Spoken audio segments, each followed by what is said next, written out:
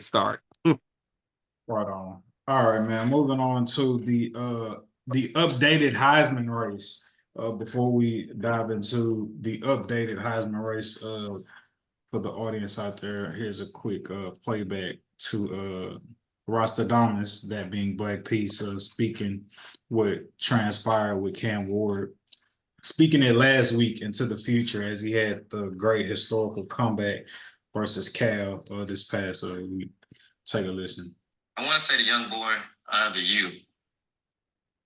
I think he still has potential to make some moves to be the Heisman. Talking about Cam Ward. Mr. Cam Ward, yes, sir.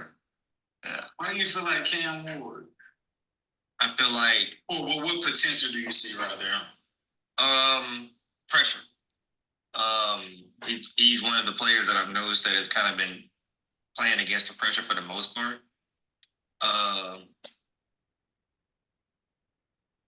And also, I feel like the game from what I've noticed comes natural to him more than anything.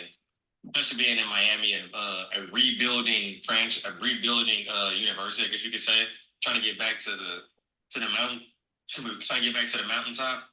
I feel like they're doing a lot more than what they're projected to be. I feel like with Bama, a lot of teams have a system that makes them better than what they are. And I feel like that's what the product of Bama is. Now, Bama under new management, though. Playbook's still there. That playbook's still there, brother. That playbook's still there. I feel like, to a certain extent, the right notes are still there, brother. The right notes are still there. So, like, it's like maybe next year I'll feel like, okay, he's fully removed, but I feel like there's still a saving essence in that air. So I kind of feel like that kind of works against him until the season kind of proves it different. But I just like I like the fact of his comfortability as a quarterback, his confidence as a quarterback, his ability to be like, oh, I'm playing for Miami. And it's not 1999, 2000, but we definitely out here. We're trying to make some moves, and we're trying to make a playoff push, and make some playoff noise. So, and without any hesitation, their backs against the wall. Cam Ward rising to the occasion of being the quarterback that Black Peace believed he could be, making a 25-point comeback in the second half versus Cal. I mean, the quarterback is always going to get the most attention, and so I want to say it's arguable. I think arguably is like a fair word to use in saying arguably one of the greatest performances thus far for those who are Heisman candidates. Obviously, again, you got Ashton Genty with him.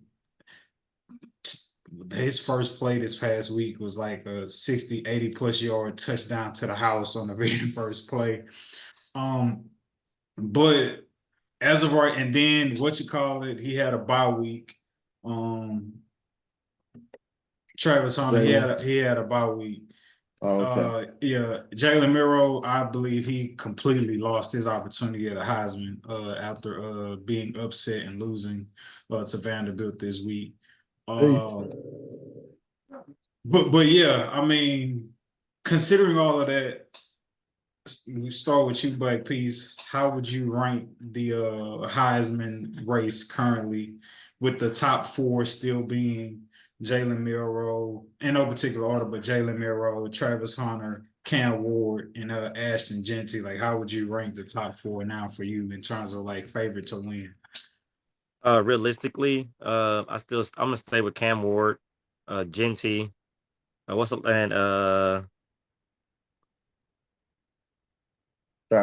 off of just prior performances, I would have to give it to Mr. Hunter, then Jalen Milroe.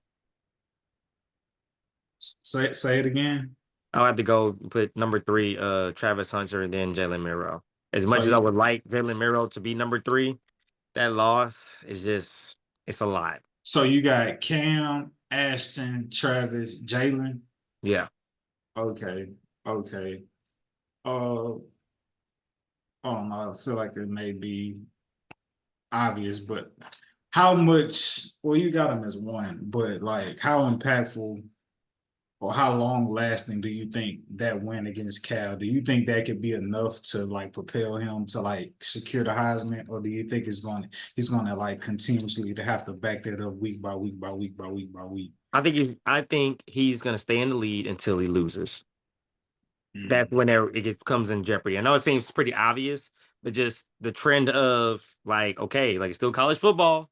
Who has the best record? Who's leading to the best record? That's what it breaks down to. So I feel like till he gets his first L, then I feel like that's when you can kind of say like, all right, where's everybody's at? But right now, man, he has the undefeated team, better than Bama, better than Georgia. Now, granted, the competition is, may have not been the same, but as of right now, due to the record, you have to give that team the respect and let him be the forerunner, with the numbers to back it up as well.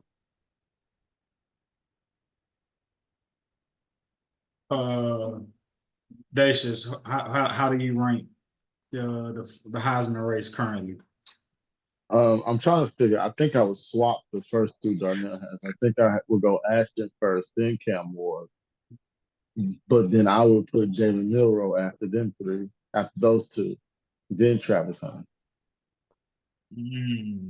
So you got Travis last. Okay. Because if we go in competition, Cam Ward has to go behind. Well, Ashton Genty, that's just something on its own, right? For me. And then if we go in competition, then I'm going competition versus skill, Cam Ward, Jalen Milroe, and then Travis Hunter. They still lost to Vanderbilt, dog. I mean, I know it's Yeah, one. but I don't think. I'm glad you said they lost to Vanderbilt. You didn't say he lost. But Cam was in the exact same position. Not saying you're fighting in between them, but I'm saying Cam was in that exact same position and persevered.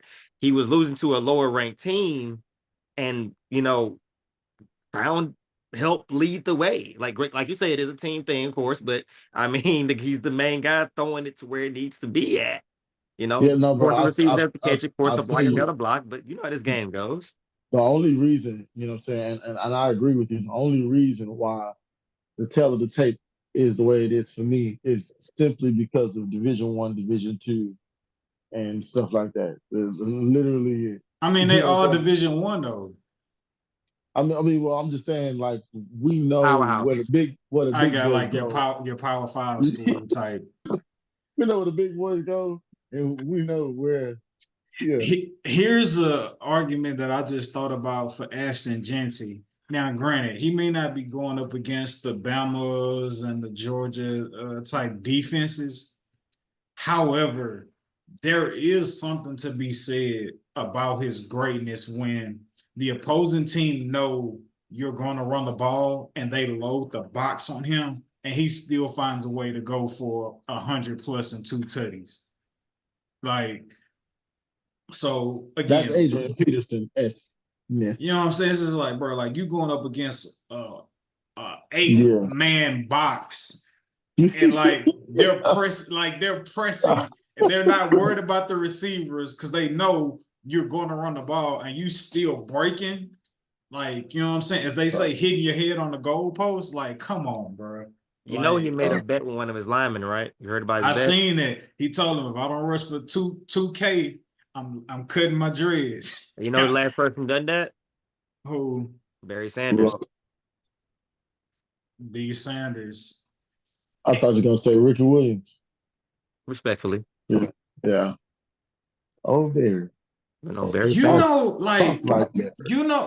And I'm glad you brought that up because I know for some people how much of a spiritual thing that is with like growing out your hair and growing your locks, and how like sacred that could be and how much that can mean to you, and like, you know what I'm saying. So for him to put that on the line, that's a huge bet. That's serious. That's a huge bet. That's serious. This falls into the category of Carmelo Anthony betting one of his teammates a game alive if if I lose, I cut my braids off. Just saying, this falls in that category of historicness. Yes, man. Yes, bro. So like for him to say that, I think yeah, like for him to make that bet with his lineman, and also too for him to decline transferring and going to a bigger school and being like, no, I got it made where I'm at.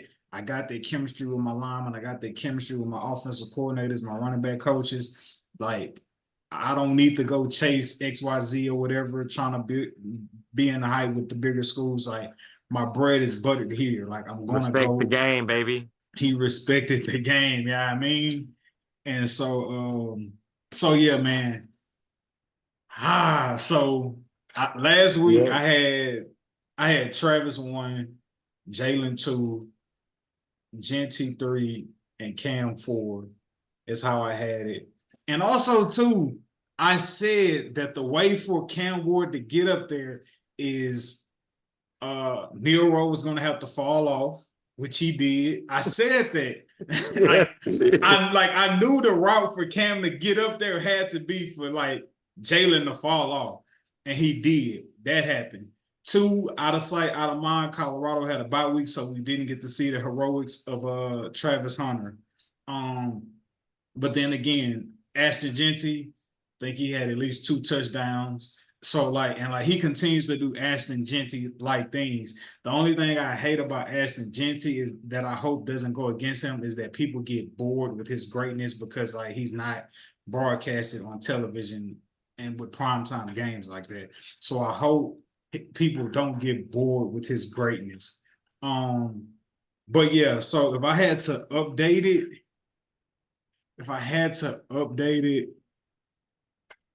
I believe 1000% it would have to be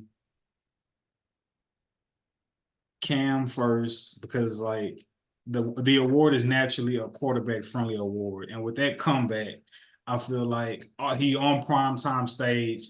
Your team undefeated. You going up against i.e. greater competition than Ashton Genty and Colorado. Like you're gonna get that stamp. So like we're gonna put you at 1. Travis, I'll put Travis at 3, and I will put Genty at 2, and Jalen at 4. And I don't really think too many people will argue with that. I think that would pretty much be the overall consensus. And funny enough, that's actually what the odds are. Cam Ward 1, Genty 2, Travis 3, and Jalen Miro 4. Hold on. Week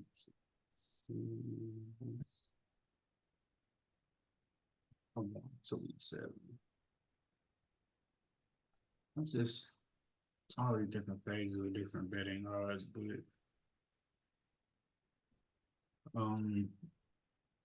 Ashton Genty right now is plus 240. He's at 1.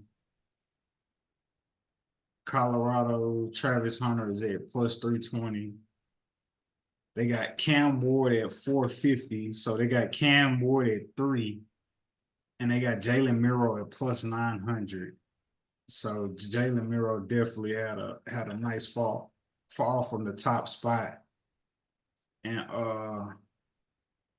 yeah, man. So even with how great of a game that was, Ashton Genty is number 1 for most favorable odds at plus 220. And Travis Hunter is at plus 320, Cam Ward at plus 450, and Jalen Miro, depending on what book you at, plus 900, plus 1,000. So Ashton Genty is the favorite right now. He is the favorite over Cam Ward. Who's number 5? My sleeper pick going into the year, Dylan Gabriel. Okay, as long as it wasn't, from Oregon. as long as it wasn't that one Hall of Famer's son, I'm fine. Nah, he's not even on. He's not even in the top 10. 1, Pretty crazy. 2, 3, 4, No, I heard at one point he was 5, top 10, and 6, 7, it was 8, 9, baffling. 10. So like, You know hey what's man, crazy? They got Cade Klubnik from Clemson on here. oh no, the couple games he's had, man, electric, guy's been slinging it. Pause for sure. I was gonna let you live, bro. I was gonna No, that let you was live. I actually have been taking a diet off of the pause game. Like just like very keeping it very like okay, if it's obnoxious, I gotta say it. But all the little intricate, like I'm not gonna do that. I'm not gonna mess up a whole conversation just to pay that respect to that game. I'm good. And I think that's the new trend coming into the into the community and into the world, into the culture. And it's okay, guys. Say what the hell you want to say. If it's super out of line, okay, check yourself. But talk, people. Just talk.